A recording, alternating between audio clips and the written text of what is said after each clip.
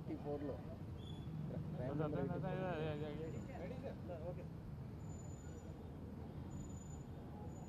ఈరోజు వల్లభనేని వంశీ గారిని కలవటం జరిగింది. వారికి అంటే జైల్లో నేల మీద పడుకోవటం ఆరోగ్యరీత్యా ఇబ్బందికరమైన పరిస్థితులు ఉన్నాయి. దానికోసం అని చెప్పని జైలు అధికారులను కూడా ఆయన రిక్వెస్ట్ చేశారు, వారి శ్రీమతి గారు కూడా రిక్వెస్ట్ చేశారు. జైల్లోనే ఏదైనా గట్టున్నటువంటి లేదా అరుగు లాంటి చోటు ఉన్నటువంటి దాన్ని కేటాయించమని చెప్పని రిక్వెస్ట్ చేశారు. ఎందుకంటే వెన్నుపూసలో వారికి ఆరోగ్య సమస్య ఉంది కాబట్టి రిక్వెస్ట్ చేయడం జరిగింది. దాన్ని పరిశీలిస్తామని చెప్పి చెప్పడం జరిగింది.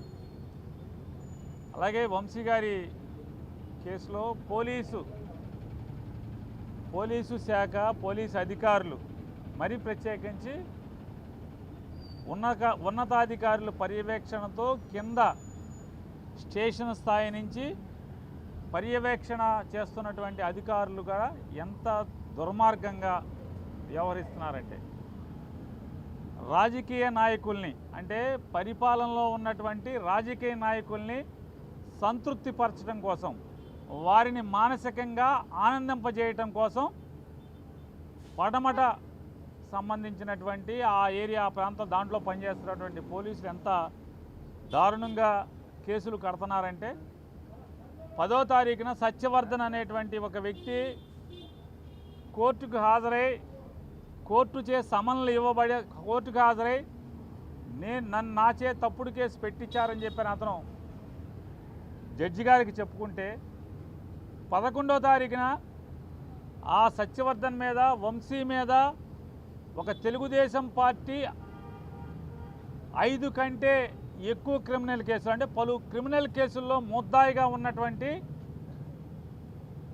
ఫణికుమార్ అనేటువంటి ఒక తెలుగుదేశం పార్టీ కరడుగట్టిన కార్యకర్తతో ఫిర్యాదు తీసుకుని ఆ ఫిర్యాదు మేరకు కోర్టుల్ని పోలీసుల్ని తప్పుదోవ పట్టించారని చెప్పని సత్యవర్ధన్ మీద వంశీ గారి మీద ఎఫ్ఐఆర్ కడతారు. 12వ తారీఖున సత్యవర్ధన్ యొక్క అన్నగారైనటువంటి అతనితో మరొక ఫిర్యాదు తీసుకుని కిరణ్ అనే ఆయనతో ఒక ఫిర్యాదు తీసుకుని వంశీ గారి మీద మళ్ళీ కేసు కడతారు.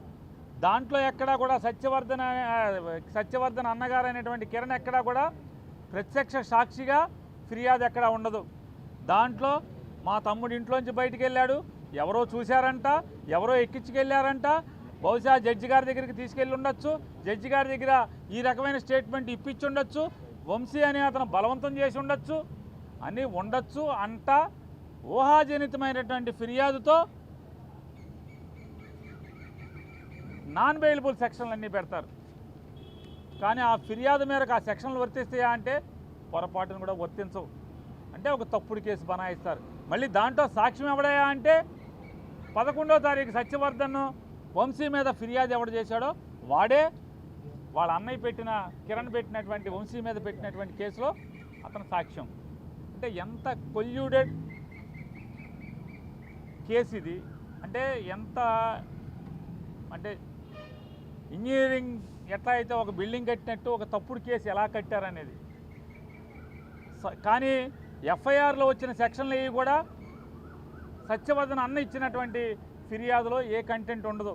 కానీ వంశీ గారు అరెస్ట్ అయిపోయిన తర్వాత కోర్టుకు రిమాండ్కి పెట్టిన తర్వాత ఆ రాత్రికి సత్యవర్ధన్ చెప్పాడనే పేరు మీద సత్యవర్ధన్ చెప్పాడో లేదో వాళ్ళ దగ్గర ఉన్నాడో లేదో కూడా తెలీదు.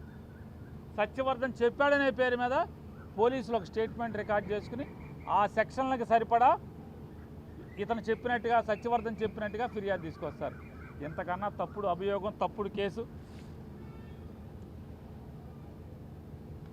అలాగే వంశీ గారిని రిమాండ్కి పెట్టేప్పుడు కూడా ఎస్సీ ఎస్టీ కేసు పెట్టారు, నమోదు చేశారు. వంశీ గారిని అరెస్ట్ చేసేప్పుడు ఎక్కడికి తీసుకెళ్ళాలి? రిమాండ్కి, ఎస్సీ ఎస్టీ కోర్టుకు తీసుకెళ్ళాలి. కానీ ఉద్దేశపూర్వకంగా ఎస్సీ ఎస్టీ కోర్టుకు కాకుండా వేరే కోర్టుకు తీసుకెళ్ళి వంశీ గారిని ప్రొడ్యూస్ చేస్తే దాని అర్థం ఏంటి? ఇదంతా కూడా వారు ఒక ప్లాన్ చేసుకుని ఒక ప్లాన్ ప్రకారం వంశీ గారిని ఈ జైల్లోకి తీసుకురావాలంటే ఎలా అయితే ఏ మార్గం గుండా వెళ్తే అయితే కనుక చట్టం మేరకు చట్టరీత్యా పోలీసు రూల్స్ ప్రకారం లేదా పోలీసులు చట్టాలు ఏదైతే నిబంధనలు ఉన్నాయో ఆ నిబంధనల మేరకు కాకుండా వీళ్ళు అనుకున్న తప్పుడు దారిలో తప్పుడు కేసు పెట్టి తప్పుడు దారిలో వెళ్తే మాత్రమే ఈ జైల్లోకి వస్తారనేటువంటి ఒక పక్కా ప్లాన్ ప్రకారమే పోలీసులు విజయవాడ పోలీసులు యాక్ట్ చేశారనేది ఇవాళ చిన్నపిల్లోడిని ఇవన్నీ కూడా ఈ కేసులన్నీ ఈ కాగితాలన్నీ ముందు పెట్టినా కూడా లీగల్ నాలెడ్జ్ లేనటువంటి ఏ మనిషికి చూపించినా కూడా అర్థమవుతుంది. ఖచ్చితంగా వీటన్నిటిని కూడా వంశీ గారి కుటుంబం కోర్టుల్లో ఛాలెంజ్ చేయబోతున్నారు.